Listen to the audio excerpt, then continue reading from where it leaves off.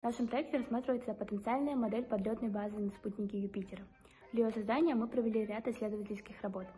Рассчитав ближайшее расстояние между Юпитером и Землей с помощью программы SolarScape Program, мы определили примерную дату полета на Европу. Изучив ранее полученные данные из космических кораблей, разработали модель базы, изучив физические свойства Европы и учитывая опасные для человеческой жизни факторы. На основе этих данных космическая база будет иметь 6 куполообразных блоков, состоящих из 3 зон – жилой, технической и исследовательской. База будет представлять замкнутый цикл, в который все 3 зоны будут взаимосвязаны и работать функционально. Подробнее о проделанной работе вам расскажет моя напарница.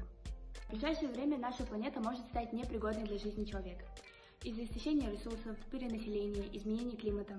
Весьма существенно то, что динамика нарастания глобальных проблем явно на шаг впереди, чем предпринимаемые меры.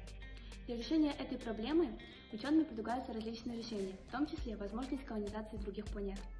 В нашем случае мы рассматриваем возможную колонизацию одного из спутников Юпитера. Европа, или Юпитер-2, является 6-м спутником Юпитера. По размеру немного уступает Луне, однако имеет ряд преимуществ. Поверхность Европы состоит изо льда, также является одной из самых гладких Солнечной систем, там очень мало кратеров. Европа не рассматривалась учеными и исследователями как планета, пригодная для жизни, а также для использования минералов и физических и химических свойств атмосферы для жизни человека. Таким образом, целью нашего проекта является возможность колонизации Европы, а также создание модели баз. Земля и Юпитер вращаются вокруг Солнца разными скоростями – 30 км в секунду и 13,1 км в секунду соответственно.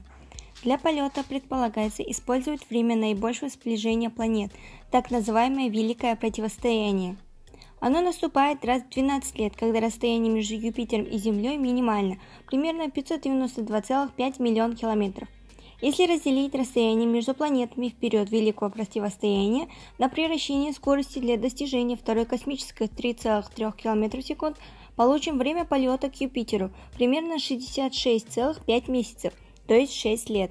Юпитер вращается вокруг Солнца примерно 12 лет, а Земля 1 год, поэтому запуск корабля будет осуществлен на 6 лет раньше до Великого противостояния. Для определения даты полета нам помогла программа Solar System Scope, которая представляет собой модель ночного небосвода и Солнечную систему в 3D-графике. На данных рисунках вы видите гелиоцентрический вид космоса и дату вылета Земли – 28 сентября 2028 год. Расстояние между Юпитером и Европой составляет 6,45 астрономических единиц.